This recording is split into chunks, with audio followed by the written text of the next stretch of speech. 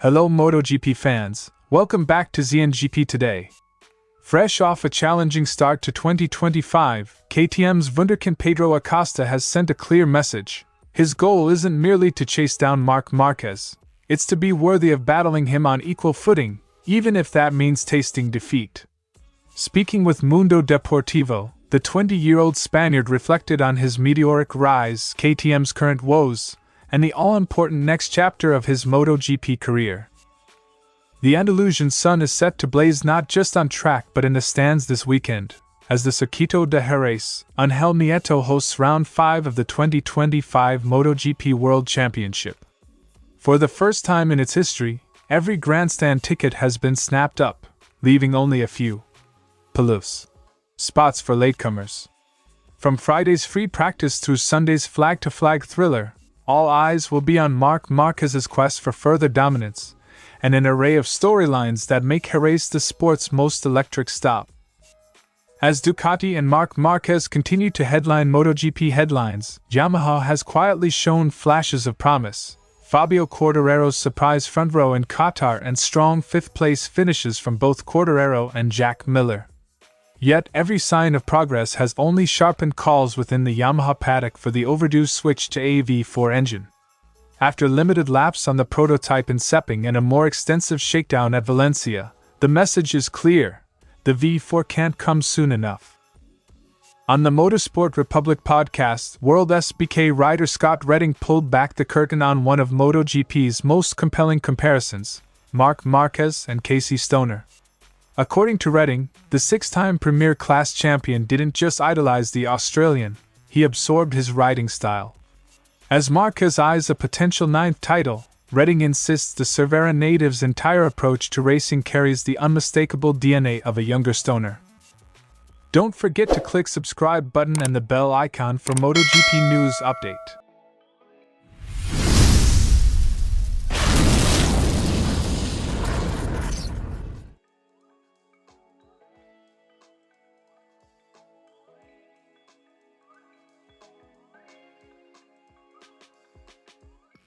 When Acosta stormed into the Premier Class in 2024, he carried the lofty tag, "Next Marquez," a comparison few rookies dared to shoulder. He delivered on promise with 9 podiums across sprints and Grands Prix, instantly becoming one of the paddock's brightest stars. Yet, for Acosta, the ultimate endorsement wasn't his trophy haul, it was Marquez's own words of encouragement. "If a motorcycle legend like Marc said that, it's flattering and positive," Acosta said. That nod from number 93, Acosta explained, validated all the late nights and sacrifices since his Moto3 title in 2020. It proved to him, and to the entire grid, that he belongs at the sports summit, regardless of machinery beneath him. 2025 KTM package, however, has proved less cooperative. After a slick dry practice performance in Qatar, the Austrian bike has failed to translate potential into points. Acosta has amassed just 24 in the first 4 rounds, his best result a hard-fought P7 in Argentina. At Portimao, he qualified a surprising P4 but slipped away in the race, unable to match Ducati's mid-corner speed or Honda's top-end grunt. While frustration simmers, Acosta insists he's extracting every bit from the RC16 and learning critical lessons along the way. "More than eager to beat him, I'd like to be able to lose against him." In other words, a close second to Marquez in identical machinery would be a personal victory, proof that KTM's shortcomings aren't masking his true pace. Off track, Acosta's future is the paddock's hottest talking point. With VR46 Ducati, factory Honda, and Pramac Yamaha all holding open seats, whispers of a mega move for 2026 swirl daily. Valentino Rossi has praised his talent, while KTM boss Pit Beirer publicly called outside interest a compliment, yet insisted Acosta remains under contract through 2026. Acosta neither confirmed nor denied the rumors, preferring to let performance speak louder than words. That cautious optimism reflects his belief that only by proving himself against the very best, Marquez included, can he justify any switch. More than technical upgrades or team changes, Acosta credits his mental evolution for his rapid rise. He admitted to Mundo Deportivo that racing, and nearly losing his seat when KTM opted for Pedro Acosta, forged a resilience few rookies possess. He's learned that growth often comes through adversity, and that the true measure of a rider isn't just wins, but how they handle being outpaced. To battle with a rider of his caliber is already an achievement, including when you're behind. That mindset, valuing the challenge itself, signals a maturity belying his age and suggests the paddock's next defining champion may already be under construction. As Pedro Acosta grapples with KTM's deficit and weighs life-altering off-season decisions, his longing to duel Marc Márquez remains undimmed. Because for Acosta, proving he can run Marc to the wire, win or lose, might just be the greatest triumph of all. The Circuito de Jerez has announced a complete grandstand sellout, with just 300 general admission places left. It's a historic first for the Andalusian venue, reflecting both MotoGP's booming popularity in Spain and Marc Márquez's red-hot start to the season. We've never seen such demand. Fans are queuing at the box office despite online sales being closed. It shows how hungry they are for live motorsport. Quote from Mario Flores, circuit director. Tickets remain available at the circuit's ticket office, €60 for adults, €30 for children, valid Friday through Sunday. Since switching to Ducati, Marc Márquez has steamrolled the competition with 4 sprint victories and 3 full-distance wins from 4 starts. His qualifying prowess, pole at every round so far, has stirred a frenzy among the Marquezistas, who pack Jerez each year. Racing in Jerez is special.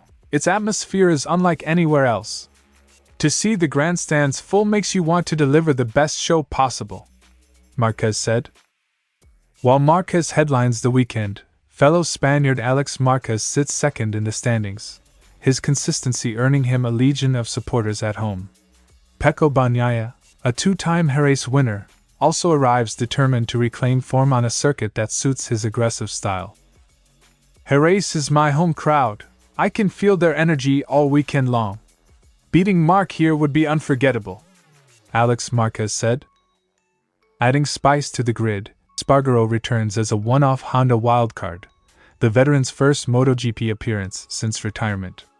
His presence promises sparks in the midfield, while Jorge Martin's withdrawal after his Qatar crash leaves a void among the frontrunners. Coming back to Jerez on a Honda feels like a homecoming. I can't wait to race these guys again. With every seat taken, fervent fans will witness a weekend defined by Marquez's mastery, challengers vying for glory, and the emotional return of a legend. The Cathedral of the South is ready. Let the roaring begin.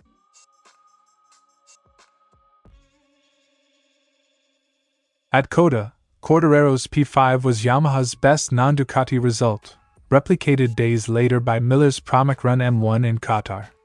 Neither rider could hide their excitement at breaking Ducati's stranglehold, proof that, even on the current inline 4, the M1 still has fight. But those performances have only emboldened the team's V4 advocates, convinced a new engine layout will unlock true front-running pace. Securing front row after almost prehistoric times for Yamaha shows what this bike can do.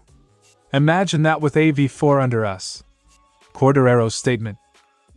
Yamaha's engineering leadership accepts that the V4 represents a seismic change, one that must be rigorously tested for reliability before a Grand Prix debut. After its first, brief outing in Sepang, the prototype covered many more laps than Valencia's punishing wind and cold, albeit mixed with work on the current 4L machine. Still, insiders warn that rushing the V4 without certifying its durability and competitiveness would be reckless. Everything in its own time. Putting the new V4 on track without full reliability tests would be a tremendous risk to our championship bid, Yamaha chief engineer said. The physics of a V4 are compelling. A narrower frontal area yields lower drag at speed, potentially compensating for Yamaha's current power deficit. But the switch must also address the M1's perennial rear-end lightness, which saps traction and causes excessive tire spin. Yamaha's head of aerodynamics believes the new layout can strike the balance their inline 4 never could, but only if the engine delivers consistent power. A V4's compact profile will always be more aero-efficient than our 4L, but only if the power curve is manageable out of corners, aerodynamics chief added. Amid the technical debate, Yamaha's riders are left to wring every last drop from the aging platform. Alex Rins, a Qatar points scorer on a 4L, spoke for all when he admitted the bike's limitations had become a ceiling he couldn't break through. His frustration has sharpened the team's urgency for the V4 rollout before rivals pull even further away. They can't ask more of us riders. We're stuck. It's time for the engineers to deliver something new, Rins said. With every tick of the clock, Yamaha's window to return to the front narrows, and the V4 engine could be their last, best chance. If the prototype's promise survives its reliability trials and finds its way into a Grand Prix chassis, the paddock's next shock may well be a tuning fork roar challenging Ducati's dominance.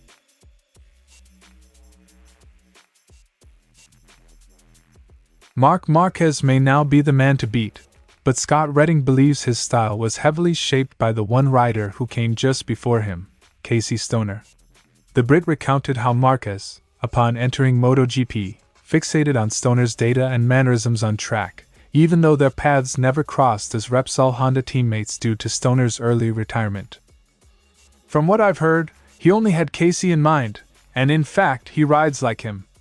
He looked at his data, learned from the Australian, and it shows in how he attacks every session, Redding said.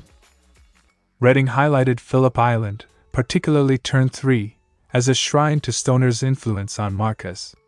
He described the way Márquez approaches the corner with pinpoint aggression, calling it, eerily similar, to the two-time world champion. For Redding, the resemblance is more than style, it's instinct. The way he lifts the bike or attacks changes of direction, put them both in black leathers and you'd struggle to tell who's who. In many ways, he's like a junior Stoner. Márquez's relentless drive, often resulting in high-risk crashes, is another trait Redding traced back to Stoner. Recalling a documentary moment when Stoner repeatedly crashed and still pushed harder, Redding noted that Márquez adopted the same mindset, rejecting mechanical excuses in favor of pushing beyond limits. He saw Stoner crash, get up, crash again, and still go faster. That mindset stuck with him. It's a mental thing. He just refuses to settle. Both Stoner and Márquez found success with Ducati after switching from Honda, something Redding believes few others could pull off. He praised their shared adaptability, noting that for both riders, bike brand is secondary to instinct and talent. Most riders think they're adaptable, but they're not. I've been through it. But for him, like for Casey, switching bikes just didn't matter. As Marc Márquez continues to dominate aboard the Ducati, Scott Redding's take on the parallels with Casey Stoner adds another layer to the legend. Whether it's Turn 3 at Phillip Island or his all-or-nothing mentality, Márquez appears to be not just chasing greatness, but channeling it from the rider who inspired his every move. Thanks for watching ZNGP Today, and this is your MotoGP news update. And see you next time.